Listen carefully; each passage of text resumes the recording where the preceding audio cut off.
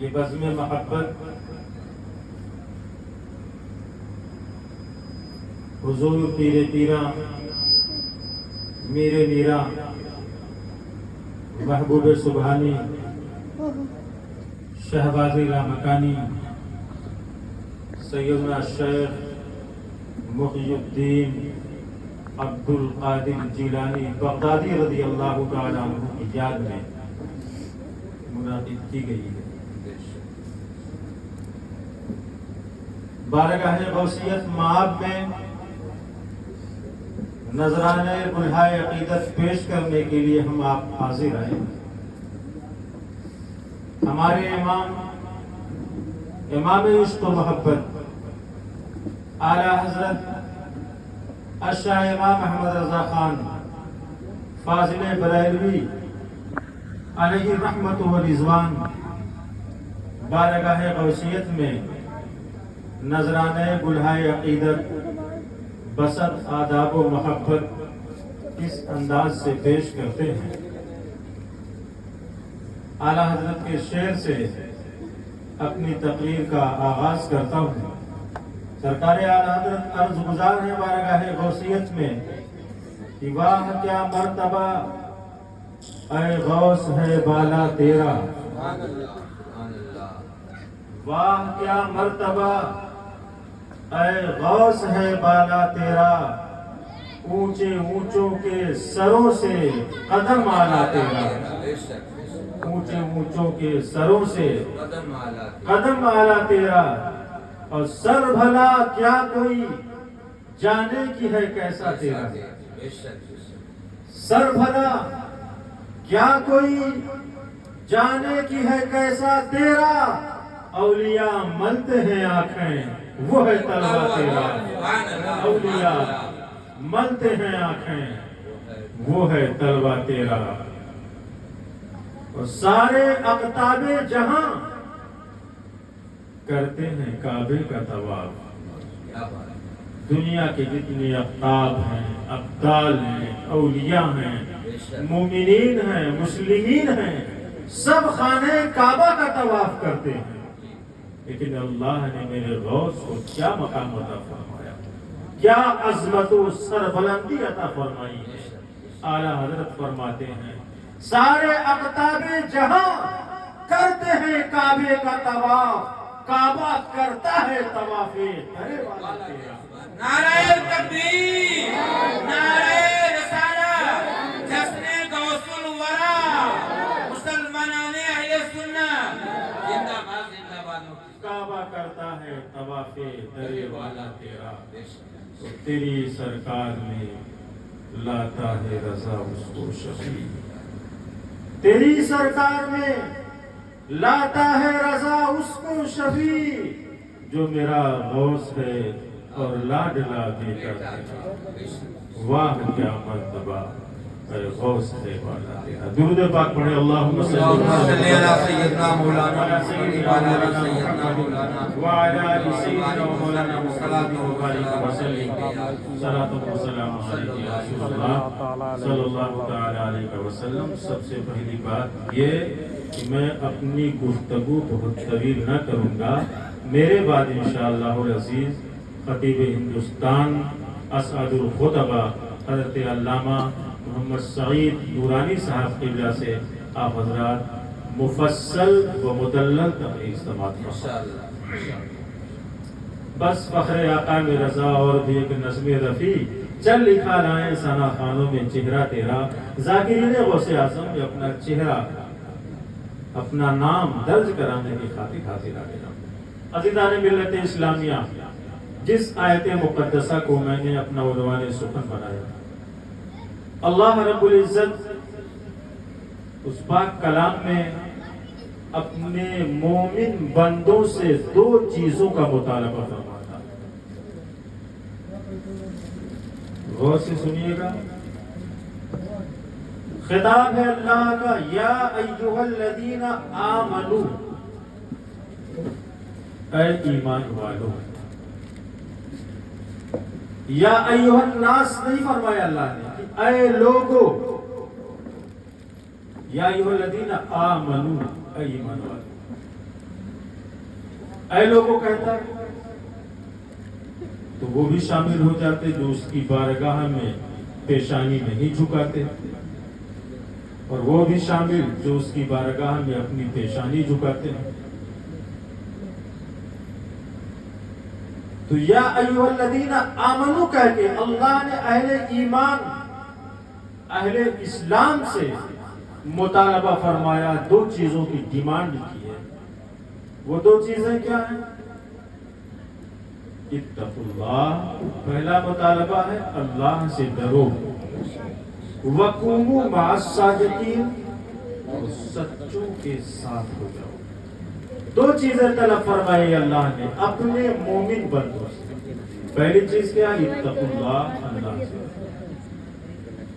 اللہ رب العزت نے قرآن پاک میں متعدد جگہوں پر تقوی اختیار کرنے کا حکم اپنے بندوں کو دیا ہے۔ ایک جگہ ارشاد ہوتا ہے یا ایھا الذین آمنوا اتقوا اللہ وقولوا قولا سدیدا، یا ایمان والو اللہ سے ڈرو اور گفتگو نرم کیا کرو۔ اور اس آیت مقدسہ میں اللہ نے ڈرنے کا حکم دیا، ساتھ ہی ساتھ نیک بندوں کی صحبت اختیار کرنے کا بھی۔ ایک آیت میں اللہ ارشاد فرماتا ہے یا ایھا الذین آمنوا اتقوا اللہ حق تقاتہ ولا تموتن الا وانتم مسلمون، اے ایمان والو اللہ سے ایسا ڈرو جیسا کہ ڈرنے کا حق ہے، اور ہرگز نہ مرنا مگر مسلمان۔ عزیزان ملت اسلامیہ، صحابہ کرام نے بارگاہ رسالت میں عرض کی کہ یا رسول اللہ، یہ کیسے ممکن ہے کہ ہم اللہ سے ویسا ڈریں جیسا کہ ڈرنے کا حق ہے؟ ہم بندے ایسا کب کر سکتے ہیں؟ ہم سے کیسے ممکن ہو سکتا ہے؟ حضور سرور کائنات فخر موجودات صلی اللہ تعالی علیہ وسلم نے ارشاد فرمایا فاتقوا اللہ ما استطعتم، جہاں تک ہو سکے اتنا اللہ سے ڈرو۔ عزیزان ملت اسلامیہ، اتقوا اللہ کا فرمان آتا ہے، اہل ایمان اللہ کے خوف سے لرزہ برندام ہو جاتے ہیں۔ جن کے سینوں میں ایمان ہے وہ اللہ کے خوف اور خشیت سے کانپتے رہتے ہیں، ان کی آنکھیں اشکبار رہتی ہیں۔ میرے عزیزوں، اگر اللہ کے خوف سے ہماری آنکھوں سے آنسو نہ نکلیں تو ہمارا ایمان کمزور ہے۔ آئیے تاریخ کا وہ باب آپ کے سامنے رکھتا ہوں کہ دیکھیے ہمارے بزرگوں کے اندر اللہ کا خوف کس قدر تھا۔ تاریخ میں ایک نام آتا ہے حضرت سراج الدین سورہ سکتی رحمۃ اللہ علیہ، اپنے وقت کے جلیل القدر ولی ہیں۔ آپ ایک جگہ سے گزر رہے تھے، راستے میں دیکھتے ہیں ایک چھوٹا سا بچہ، ننھا منھا سا، مکتب میں پڑھنے والا، جو قرآن کریم ناظرہ پڑھا کرتا تھا، وہ مکتب کی طرف سے چلا آ رہا ہے تو حضرت سورہ سکتی کی نظر اس بچے پر پڑتی ہے تو وہ بچہ رو رہا تھا، اس کی آنکھوں سے آنسو چھلک رہے تھے۔ اچھے لوگ جو ہوتے ہیں، جو اللہ والے ہوا کرتے ہیں، وہ چھوٹے بچوں پر شفقت کیا کرتے ہیں۔ وہ بچہ ان کا اپنا ہو یا دوسرے کا ہو، راستے میں بچے کو روتا ہوا دیکھا، سینے سے بچہ قرآن پاک لگائے ہوئے ہے، رو رہا ہے، اس کی آنکھوں سے آنسو بہہ رہے ہیں۔ حضرت سورہ سکتی بچے کے قریب جاتے ہیں اور پوچھتے ہیں اے میرے بچے، آخر تم کیوں رو رہے ہو؟ تمہارے رونے کی وجہ کیا ہے؟ کیا تمہاری ماں نے تمہیں مارا ہے؟ کیا تمہارے باپ نے تمہیں گھر سے نکال دیا ہے؟ تم کیوں رو رہے ہو؟ تمہاری آنکھوں سے آنسو کیوں نکل رہے ہیں؟ وہ بچہ خاموش رہتا ہے۔ حضرت سورہ سکتی رحمت اللہ علیہ پھر سوال کرتے ہیں اے بیٹے بتاؤ تو صحیح، کیا وجہ ہے کہ تم رو رہے ہو؟ جب حضرت سورہ سکتی اصرار کرتے ہیں تو وہ بچہ عرض گزار ہوتا ہے، کہتا ہے اے اللہ کے بندے، میں اس لیے نہیں رو رہا ہوں کہ میری ماں نے مجھے مارا ہے، نہ میرے باپ نے مجھے گھر سے نکالا ہے، بلکہ میرے رونے کی وجہ ہی کچھ اور ہے۔ حضرت سورہ سکتی جب بچے کا یہ جواب سنتے ہیں تو حیران ہو جاتے ہیں، آخر بچہ پھر رو کیوں رہا ہے؟ نہ اس کی ماں نے مارا ہے، نہ اس کے باپ نے گھر سے نکالا ہے، پھر کیوں رو رہا ہے؟ اب مزید جاننے کا شوق آپ کے اندر پیدا ہو جاتا ہے۔ پوچھتے ہیں بیٹا پھر کیا بات ہے؟ بچہ خاموش ہے، اصرار کرتے ہیں بیٹے تمہیں بتانا پڑے گا، تم کیوں رو رہے ہو؟ تمہارے رونے کی وجہ کیا ہے؟ حضرت سورہ سکتی بار بار جب اصرار کرتے ہیں، بچہ رو رہا ہے، آنکھوں سے آنسو چھلک رہے ہیں، عرض کرتا ہے حضور والا میں مدرسے سے قرآن پاک پڑھ کر کے آ رہا ہوں، آج میرے استاذ نے قرآن پاک کی ایک آیت کا سبق پڑھایا ہے، جسے پڑھ کر کے اللہ کے خوف سے، اللہ کی خشیت سے رو رہا ہوں، نہ ماں کے مارنے کی وجہ سے رو رہا ہوں، نہ باپ کے ڈانٹنے کی وجہ سے رو رہا ہوں، بلکہ قرآن کی آیت پڑھی ہے ہم نے، اللہ کا خوف میرے دل میں پیدا ہوا ہے اور میری آنکھوں سے آنسو چھلکنے لگے ہیں۔ حضرت سورہ سکتی رحمت اللہ علیہ اور حیران و شہتر ہوتے ہیں، بچے کا جواب سن کر کے اور پریشان ہوتے ہیں، تڑپ جاتے ہیں آگے جاننے کے لیے۔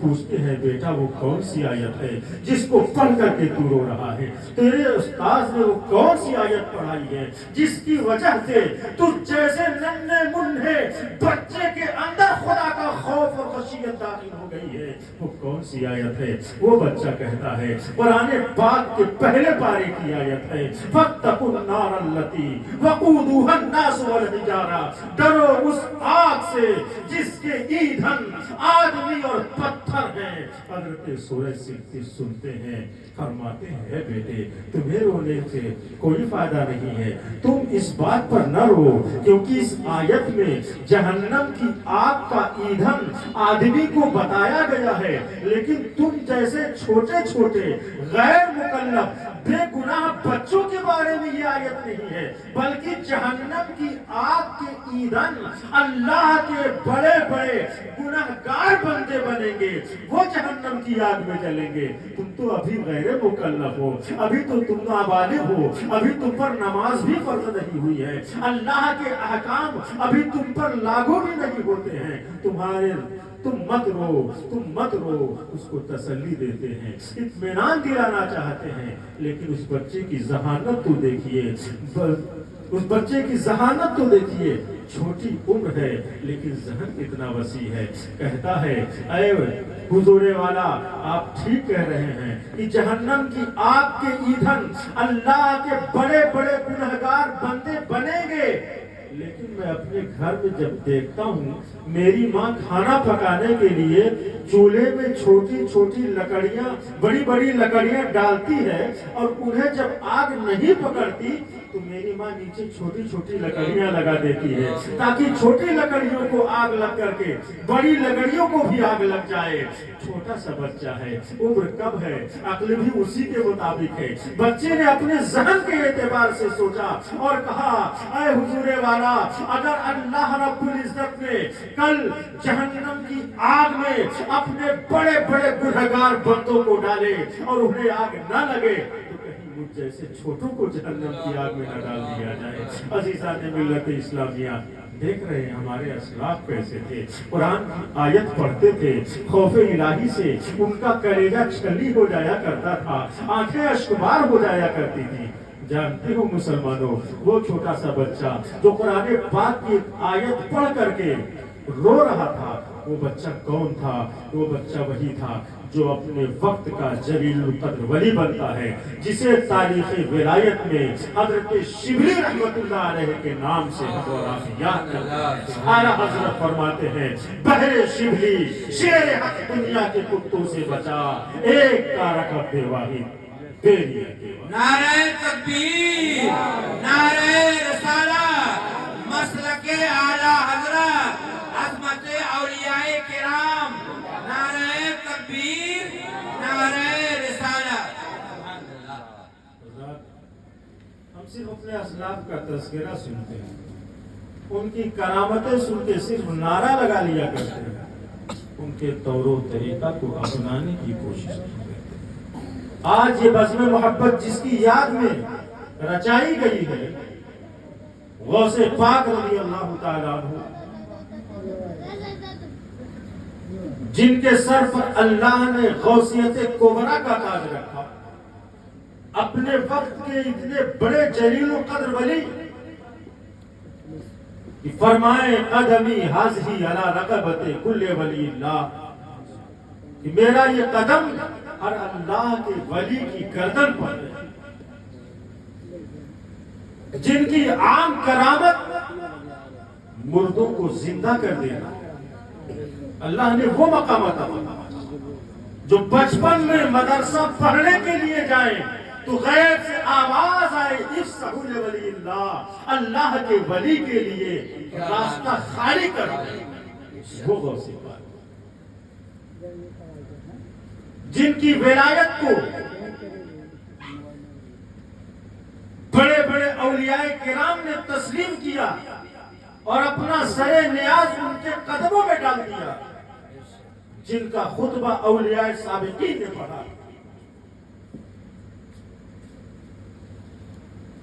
کیونکہ اللہ رب العزت اپنے بندوں کو دیکھنے کی وہ قوت عطا فرماتا ہے کہ وہ پیشانی دیکھ کر کے جان لیتے ہیں کہ مستقبل میں یہ کیا بننے والا ہے۔ حضرت تاج العارفین رحمت اللہ علیہ بغداد شریف کے رہنے والے، اپنے وقت کے جلیل القدر ولی، بہترین وائز اور خطیب تھے۔ بغداد کے دارالعلوم نظامیہ میں آپ خطبہ دیا کرتے تھے، آپ کی تقریر کا ایسا اثر ہوا کرتا تھا کہ لوگ گناہوں سے مجمع ہی میں طائب ہو جایا کرتے تھے اور تقوی اور پرہیزگاری ان کے دل میں جگہ بنا لیا کرتی تھی۔ سینکڑوں لوگ آپ کی تقریر سننے کے لیے دارالعلوم نظامیہ میں حاضر ہوا کرتے تھے۔ حضور غوث پاک رضی اللہ تعالیٰ عنہ کی عمر پاک جب 7 سال سے زائد کی ہو جاتی ہے، حضرت تاج العارفین رحمت اللہ علیہ کی تقریر کا شہرا سنتے ہیں تو دارالعلوم نظامیہ میں ان کی واز، ان کی تقریر سننے کے لیے پہنچ جاتے ہیں۔ حضرت تاج العارفین تقریر کر رہے ہیں، خطبہ دے رہے ہیں مجمع کے بیچ میں، حضور غوث پاک رضی اللہ تعالیٰ عنہ جو ابھی ننھے منھے بچے ہیں، غیر مکلف ہیں، جیسے ہی اندر انٹری کرتے ہیں حضرت تاج العارفین کی نظر ان پر پڑ جاتی ہے۔ دوران تقریر حکم دیتے ہیں کہ اے لوگوں، اس بچے کو مجلس سے باہر کر دو، اس بچے کو اس مجلس کے باہر نکال دو۔ غوث اعظم کو باہر نکال دیا جاتا ہے، پھر اپنی تقریر شروع کر دیتے ہیں۔ تھوڑی دیر کے بعد پھر غوث اعظم انٹری کرتے ہیں، اندر داخل ہوتے ہیں، تاج العارفین حکم دیتے ہیں اس بچے کو مجلس سے باہر کر دو، پھر باہر کر دیا جاتا ہے۔ تھوڑی دیر کے بعد پھر حاضر ہوتے ہیں، تیسری مرتبہ جب مجمع میں آئے حضرت تاج العارفین اب فرماتے ہیں لوگوں اس بچے کو میرے پاس لے آؤ۔ وہ بچہ جسے دوران تقریر بار بار تاج العارفین باہر کر رہے تھے، لوگوں کی نظریں مڑ مڑ کر بار بار اس بچے کو دیکھ رہی تھی اور سوچ رہے تھے وہ لوگ آخر یہ بچہ کون ہے، اسے تاج العارفین بار بار مجمع سے باہر کیوں نکال رہے ہیں، بار بار نکال رہے ہیں، یہ بچہ بار بار واپس چلا آ رہا ہے۔ حضرت تاج العارفین نے جب اسٹیج پر انہیں بلایا ہے، لوگوں کے ذہنوں میں جو سوالات تھے، جو لوگ جاننا چاہ رہے تھے کہ آخر اس بچے کو نکالا کیوں جا رہا ہے، تاج العارفین اب اسے بتانے جا رہے ہیں۔ بچہ اسٹیج پر پہنچتا ہے، حضرت تاج العارفین رحمت اللہ علیہ حضرت غوث پاک کو گود میں لے لیتے ہیں، پیشانی کو بوسہ دیتے ہیں، بوسہ دینے کے بعد مجمع سے مخاطب ہو کر کے ارشاد فرماتے ہیں، اے لوگوں جانتے ہو یہ بچہ کون ہے جسے تم دیکھ رہے ہو کہ میں بار بار اسے باہر نکال رہا ہوں اور بچہ پھر بھی اندر چلا رہا ہے میری تقریر سننے کے لیے. سنو میں نے اس بچے کو اس لیے باہر بار نہیں بھیجا تھا، اس بچے کو صرف اس لیے نہیں نکلوایا تھا کہ میں اس بچے کو ذلیل و رسوا کروں، لوگوں کے درمیان شرمندہ کروں. میرا مقصد یہ نہیں تھا، بلکہ میرا مقصد یہ تھا کہ اے لوگوں تم اچھی طریقے سے اس بچے کو دیکھ لو، اس چہرے کو پہچان لو جسے میں بار نکال رہا ہوں، اس لیے کہ یہ وہ بچہ ہے جو اپنے وقت کا غوث اعظم ہوگا، یہ وہ بچہ ہے جس کے قدموں میں اولیاء کرام اپنا سر. فرماتے ہیں کل دیکی یدیکو ویسکتو الا دیکوکا یسرو الى یوم القیامہ. کہ مرغ سب بولتے ہیں، بول کے چپ رہتے ہیں، ہاں نواسنج ایک اصیل نواسنج رہے گا تیرا. یعنی غوث پاک رضی اللہ تعالیٰ عنہ کا چرچا تا قیامت باقی رہے گا. تاج العارفین نے بتا دیا. عزیزان ملت اسلامیہ دیکھ رہے ہیں غوث اعظم رضی اللہ تعالیٰ عنہ کا کیا مقام ہے. اولیاء کرام نے اپنی جمیل نیاز کو ان کے سامنے جھکا دیا ہے، ان کے قدموں میں اپنے سروں کو رکھ دیا ہے، ان کے تابع فرمان رہے ہیں. عزیزان ملت اسلامیہ اللہ رب العزت نے جسے کثیر الکرامت بنایا، چاند و سورج نکلنے کے لیے جسے اجازت طلب کرے، غوث اعظم رضی اللہ تعالیٰ عنہ کو وہ مقام و مرتبہ اللہ رب العزت نے عطا فرمایا ہے، وہ قدرت عطا فرمائی، وہ کرامتیں اللہ نے عطا فرمائی ہے. ایک مرتبہ کا واقعہ ہے، غوث اعظم رضی اللہ تعالیٰ عنہ کے زمانے میں ایک شخص تھا جو دہریہ تھا، خدا کی قدرت کا انکار کرتا تھا، خدا کے وجود کو نہیں مانتا تھا. وہ کہتا تھا کہ کوئی خدا نہیں ہوتا ہے، کوئی قدرت نہیں ہوتی ہے، مرنے کے بعد زندہ ہونا یہ ساری باتیں بیکار ہے، یہ صرف افسانہ ہے، یہ صرف کہانی ہے. دنیا والوں کے سامنے دلیلوں کے ساتھ وہ پیش کرتا تھا اور کہتا تھا میں ہرگز نہیں مانتا کہ مرنے کے بعد ہم زندہ کیے جائیں گے. غوث اعظم رضی اللہ تعالیٰ عنہ تک وہ رفتہ اس کی شکایت پہنچتی ہے. اس دہریہ کو بلاتے ہیں اور کہتے ہیں دہریہ تو میرے خدا کے وجود کا انکار کرتا ہے، رب کی قدرت کا انکار کرتا ہے. سن اگر عبد القادر تمہارے سامنے ایک وجود کو ختم کر دے اور پھر اس وجود کو تیار کر دے تو میرے رب کے وجود کو تو تسلیم کرے گا، میرے رب کی قدرت کو تو مانے گا. دہریہ کہتا ہے ایسا ہو ہی نہیں سکتا ہے، ایسا ہو ہی نہیں سکتا. غوث پاک نے کہا اگر ایسا کر کے دکھا دوں تو اس نے کہا اگر آپ نے ایسا کہہ کر کے دکھا دیا تو میں بھی کلمہ پڑھ کے مشرف اسلام ہو جاؤں گا، خدا کے وجود کو ماننے لگوں گا، اس کے سامنے اپنی پیشانی کو جھکاؤں گا. عزیزان ملت اسلامیہ حضور غوث پاک رضی اللہ تعالیٰ عنہ کے سامنے ایک قبیح ہیکل اور لہیم شہید انسان حاضر کیا جاتا ہے. آپ فرماتے ہیں دہریہ دیکھ رہا ہے اس انسان کو کتنا موٹا اور لمبا ہے، چوڑا ہے. عزیزان ملت اسلامیہ دہریہ سے کہہ رہے اپنی نظریں ہٹانا نہیں، اس کی طرف اپنی نظریں جمائے رہو. غوث پاک رضی اللہ تعالیٰ عنہ نے اپنی نگاہ ولایت ڈالی ہے اس قوی موٹے ہیکل انسان پر کہ اس کا وجود پانی کا ایک قطرہ بن جاتا ہے. موٹا تگڑا انسان پانی کی ایک بوند بن جاتا ہے. غوث پاک اس دہریہ سے فرماتے ہیں دہریہ بتا یہ وہی انسان ہے جو قطرے آپ بنا ہوا ہے کہ کچھ اور ہے؟ دہریہ کہتا ہے کہ نہیں یہ تو وہی انسان ہے جو قطرے آپ بن گیا ہے، پانی کی ایک بوند بن گیا ہے. کہا اب میں اسے پھر اسی طرح بنا دوں تو کیا تو خدا کی وجود و قدرت کو تسلیم کر لے گا؟ اس نے کہا ہاں تسلیم کر لوں گا. غوث اعظم رضی اللہ تعالیٰ عنہ نے ایک نگاہ ڈالی ہے، پھر رفتہ وہ انسان جس شکل میں تھا اسی شکل میں پھر کھڑا ہو جاتا ہے. وہ دہریہ جو خدا کے وجود کا انکار کر رہا تھا، اللہ کی قدرت کا انکار کر رہا تھا، غوث پاک کی یہ کرامت دیکھ کر کے حلقہ بگوشی اسلام ہو جاتا ہے، غوث اعظم کے ہاتھوں پر توبہ کر لیتا ہے.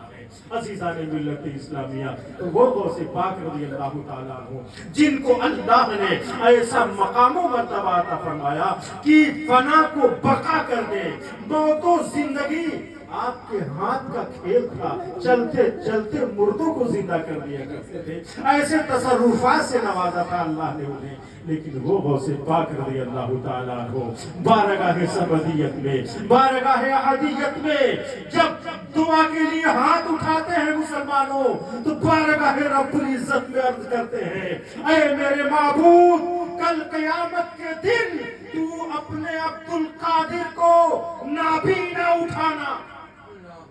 کون کہہ رہا ہے؟ اپنے وقت کا غوث کہہ رہا ہے، جس کو اللہ نے کثیر الکرامات بنایا ہے۔ رب کی بارگاہ میں اللہ کی خشیت اور خوف سے کانپتے ہوئے دست دعا دراز کر کے عرض کر رہے ہیں، مولا کل قیامت کے میدان میں عبد القادر کو اندھا اٹھانا، تاکہ عبد القادر اپنے گناہوں کو دیکھ کر کے لوگوں کے سامنے رسوا اور شرمندہ نہ ہو۔ عزیزان ملت اسلامیہ، یہ تھے ہمارے اسلاف، نوافل پہ نوافل، قرآن کی تلاوت پہ تلاوت کیا کرتے تھے، لیکن خوف خدا سے ہمیشہ ان کے جسموں پر لرزہ طاری رہتا تھا، کانپتے رہتے تھے، آنکھیں رویا کرتی تھی۔ میرے عزیزوں اور دوستو، آئیے آپ کے سامنے تاریخ کا وہ دردناک منظر پیش کرتا ہوں کہ ہمارے اسلاف خوف خدا سے کس قدر کعبہ کرتے تھے، کیسا خوف تھا اللہ کا ان کے دلوں میں۔ حضرت حسن بصری رضی اللہ تعالیٰ عنہ ہیں، جو اپنے وقت کے بہت بڑے ولی ہیں۔ حضرت علی مرتضیٰ رضی اللہ تعالیٰ عنہ کے خلفاء میں آپ کا ذکر آتا ہے۔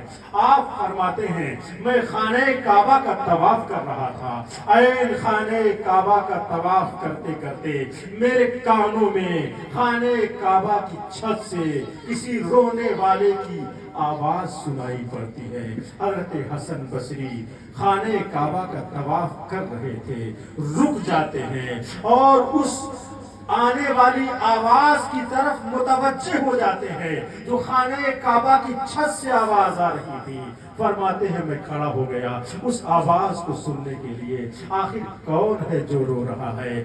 آپ جب متوجہ ہوتے ہیں، اپنے کانوں کو اس کی طرف لگاتے ہیں تو سنتے کیا ہے؟ کوئی رونے والا خانہ کعبہ کی چھت پر رو رہا ہے اور بارگاہ الہی میں اپنے گناہوں سے توبہ و استغفار کر رہا ہے، کہہ رہا ہے، اے میرے معبود، اے میرے پالنہار، اے خدائے غفور و رحیم، میں تیرا بہت بڑا گنہگار بندہ ہوں۔ مولا تو غفار ہے، تو رحمان و رحیم ہے، ستار ہے، گناہوں کو چھپانے والا ہے۔ اے میرے معبود، میرے گناہوں کو معاف فرما دے۔ مولا کل قیامت کے میدان میں میرے گناہوں کو اپنے بندوں کے سامنے بے پردہ نہ کرنا، آشکار نہ کرنا، ورنہ تیرا بندہ قیامت کے دن لوگوں کے سامنے شرمندہ اور رسوا ہوگا۔ مولا اپنے اس گنہگار بندے کی دعا کو قبول فرما۔ مولا میرے گناہوں کو معاف فرما دے۔ بلک بلک کر کے خانہ کعبہ کی چھت پر رو رہا ہے، اپنے گناہوں سے توبہ و استغفار کر رہا ہے، پروردگارا مجھے معاف فرما دے، میرے گناہوں کو بخش دے۔ حضرت حسن بصری کہتے ہیں، رونے کا ایسا انداز تھا، اس قدر بلک رہا تھا رونے والا، ایسا تڑپ تڑپ کر کے دعائیں کر رہا تھا اور گناہوں کی بخشش اور مغفرت چاہ رہا تھا۔ حضرت حسن بصری کہتے ہیں، میرے دل میں خیال پیدا ہوا، لگتا ہے اپنے وقت کا بہت بڑا گنہگار انسان ہوگا جو اپنے گناہوں پر نادم و شرمندہ ہو کر کے گناہوں سے توبہ و استغفار کر رہا ہے، لگتا ہے کہ وہ خدا کی رحمت سے نا امید ہو چکا ہے۔ حضرت حسن بصری کہتے ہیں، ابھی جب وہ نیچے اترے گا تو میں اسے سمجھاؤں گا، تسلی دوں گا کہ اے رونے والے، اے گناہوں سے توبہ کرنے والے، پریشان نہ ہو، ان اللہ غفور رحیم، میرا رب تو بخشنے والا ہے، میرا رب تو رحم کروانے والا ہے۔ کہتے ہیں، میں نے سوچا تھا آئے گا تو میں اسے سمجھاؤں گا، قرآن کی آیت پڑھ پڑھ کر کے بتاؤں گا کہ لا تقنطوا من رحمت اللہ، اے رونے والے انسان، اللہ کی رحمت سے مایوس نہ ہو، غم مت کر، رب تواب و رحیم ہے، چاہے کتنا بڑا گناہ تیرا ہوگا اللہ بخش دے گا، माफ फरमा देगा। हसन बसरी कहते हैं इस कदर तड़प तड़प करके तौबा कर रहा था, मेरे रोंगटे खड़े हो रहे थे। मैंने सोचा उतरेगा जरूर, समझाऊंगा, उसे तसल्ली दूंगा ताकि उसे इत्मीनान खातिर हो जाए। काफी देर इंतजार के बाद जब वो रोने वाला खाने काबा की छत पर जो बिलख बिलख करके तौबा कर रहा था, गिरियावजारी कर रहा था और रुसवाई और शर्मिंदगी का हवाला दे करके अपनी गुनाहों की मग़फ़िरत चाह रहा था, हज़रत इमाम हसन बसरी जब उसका इंतजार करते करते इंतजार की घड़ी खत्म हुई है और खाने काबा की छत से वो रोने वाला तौबा करने वाला उतरता है, हसन बसरी की निगाह जब उस शख्स पर पड़ती है, वो हसन बसरी जो कह रहे थे कि मैंने सोचा था कि उसे तसल्ली दूंगा, कुरान की आयत पढ़ करके इत्मीनान दिलाऊंगा, उसे समझाऊंगा। हसन बसरी कहते हैं जब उतरने वाला उतरा है, मेरी नजरें पड़ी हैं उस खूबसूरत चेहरे पर, नूरानी चेहरे पर, तो मेरे जिस्म पर कभी तारी हो गई है। हसन बसरी तुम्हें गलत फहमी हुई है, तुमने समझा था दुनिया का कोई बहुत बड़ा गुनहगार इंसान होगा। कदमों में गिर जाते हैं उस रोने वाले शख्स के और कहते हैं मुझे माफ कर दिया जाए, मुझसे गलत फहमी हो गई, मैंने तो समझा था दुनिया का बहुत बड़ा गुनहगार इंसान है जो गुनाहों पर नादिम और शर्मिंदा होकर बारगाहे इज़्ज़ती में गुनाहों से तौबा व इस्तिग़फ़ार कर रहा है, मुझे माफ कर दिया जाए, मैंने गलत समझा, मुझसे गलती हुई है।